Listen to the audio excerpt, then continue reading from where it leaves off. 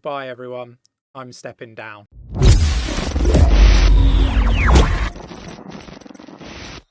Hi and welcome back to Cheeky Crypto. My name's Chris and it's fantastic to have you back with us for another video. And in today's video, we're going to cover the fact that I'm stepping down from Cheeky Crypto and really what that means, and not just for me, but also for Cheeky Crypto. And what context that's in. I'm still going to be at Cheeky Crypto, just to be clear, but I'm going to dig into everything related to that. I'm also going to cover clickbait as well, because this is something that people clearly need educating on, and some really important, huge, if I'm allowed to say that word, monstrous, massive news that I think people should be aware of, and the impact that it's going to have on cryptocurrency and other financial instruments. So we're going to dig into all that wonderful stuff. If you enjoy this sort of content and you want to support the channel, mash that like button, subscribe if you haven't subscribed already, tapping that bell, selecting all the notifications so you never miss a video. Right, let's get down to the desktop. Okay, so I thought there's no better place to start than here on YouTube, right? And MM Crypto.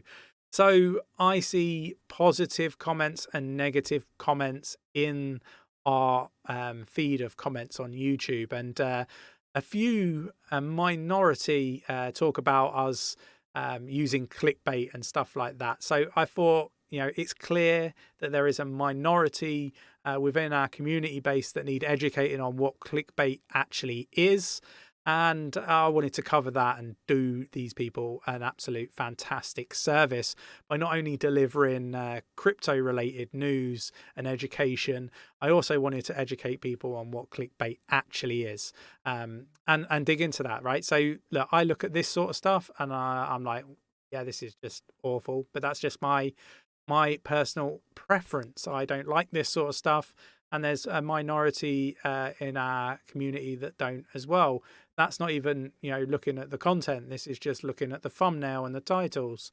But it's important to understand what clickbait actually is. So I thought I would wander down to the Cambridge Dictionary, and it basically refers to clickbait as being articles, photographs, etc. on the internet that are intended to attract attention and encourage people to click on links to particular websites or videos. It doesn't say videos there, I added that in just to make it more relevant.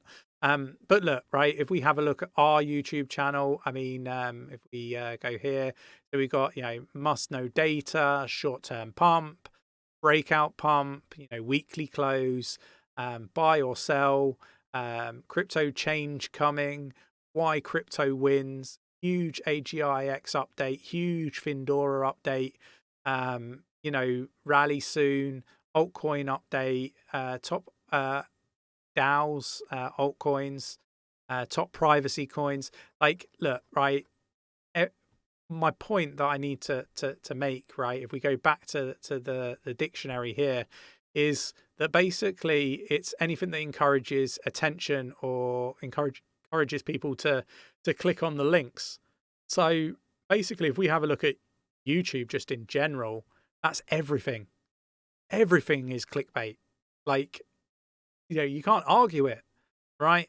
What happened? Well, you want to know what happened. Top 10 altcoins. Everybody wants to know what the top 10 are.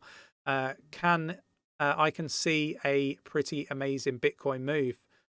Everybody wants to know, is that up or is that down? Sell now, buy low. Again, it's you could say that this is all clickbait. It's all trying to get your attention. Everybody's fighting for you to click on the video, and if you don't do this, then you won't get any views. So I think it's really important. When I say you won't get any, you'll get very few. And I'm not here, and Nick's not here to make videos not to be watched.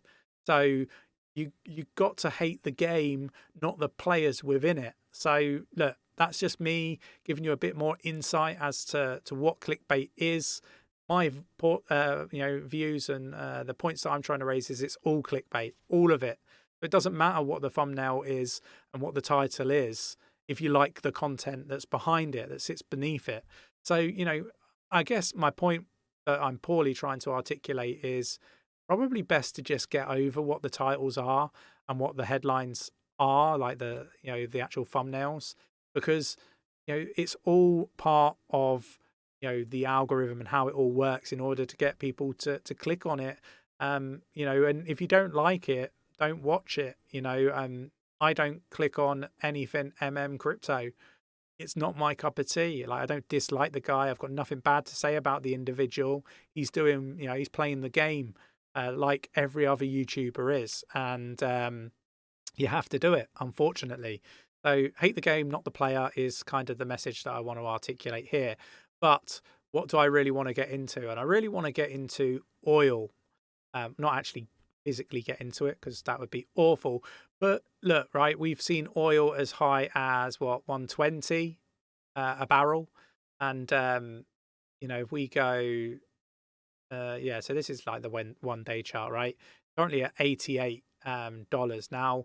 If we go right back, here it was 64, but if we go back, over 5 years, for example, you look here in 2020, you're paying like negative. But even going back to December 20, not December, sorry, if we go back to October 21st in December, you're looking at like less than $40 a barrel. So look, the reason why I'm covering this is it's all eating into the inflation problem that we are seeing, right? And this oil price is artificially being increased by certain countries around the world, right? And it's OPEC. So basically, OPEC has been insisting its production cut was not political. Now, you can believe this or not. The impact is massive that it's having on, everybody. And why is that? It's having an impact and a cost on the way manufacturing, the cost of logistics and supply chain, and heating your homes and energy prices. All this stuff is impacted from the price of oil. The fact that they're cutting 2% of production impacts massively. And the reason why I believe that they're doing this, and this is like Saudi Arabia, for example, is the fact that they can make less barrels or supply less barrels and charge more for it. They're basically they're going, you got supply and demand. The demand might be 100 barrels. Now they're providing, say, 90 barrels. So now they can charge more because there's more demand. And that is what's happening here, and that is why we're seeing the price go up. And the impact is huge, and that's why we're seeing the likes of Biden making threats of consequences, for Saudi Arabia and OPEC. This, is all to do with the OPEC cut. And there's lots of, I guess, headlines out there saying that their options are limited in the US. Not really true, because they've tried to pass a few bills over the last few years in order to get this oil price under control, and they failed miserably. But it's a little bit different this time because Europe are also wanting to participate in this, and they are looking to pass a bill that cuts the price and basically means that you can't pay more than X for a barrel of oil, right? So look, there's a bit of an oil war going on at the moment, and look, it's going to be interesting to see who wins, because the US provides arms to Saudi Arabia. They've got a very small army, and they've got deployments there, and they may decide to pull out of Saudi Arabia and not offer that protection that was originally agreed. So there's an awful lot going on. I think that there's a lot to happen, and this is all impacting the financial markets, and it's not, I guess, clear whether it's going to be resolved anytime soon. So look, I still think we've got downside in the crypto market, and I wanted to cover the oil aspect of things because I think this is going to have a huge bearing on whether we have a short bear market or a long-term multi-year bear cycle. So keep an eye on oil, keep an eye on OPEC or OPEC and Saudi Arabia and Russia and China, and what Europe and the US look to do about it. So it's an interesting dynamic. Now, circling back to earlier at the beginning of the video, me stepping down, basically what does this mean? Nick is pretty much going to be doing most, if not all, of the video content for the YouTube channel moving forwards. That's a 9 o'clock in the morning video, 9 a.m. UK, a 3 o'clock UK video in the afternoon, and a 9 p.m. news-based video in the evenings UK. Now, why are we doing this? Well, Nick and myself, we've got an awful lot on, and basically we're going to lean on each other's skill sets a little bit more. I'm going to be taking more of a hands-on approach with the business aspect of things, and Nick's going to be sort of dealing with the front side, the front-facing YouTube and video content aspect of things. With all that said, I am going to be doing a lot of interviews with different projects and prominent people within the crypto space, and I'm going to be looking personally to go and attend a lot more events and focus on short video content.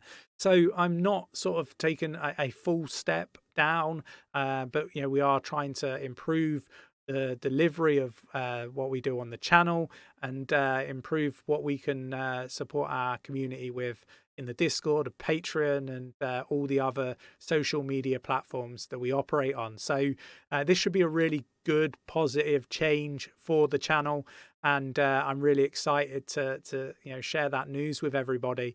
And this will hopefully give us more opportunities to travel the world and get in front of individuals, more prominent people in the crypto space, and all that wonderful stuff, and more networking and more meetups and events and stuff like that. So it should all be really, really positive.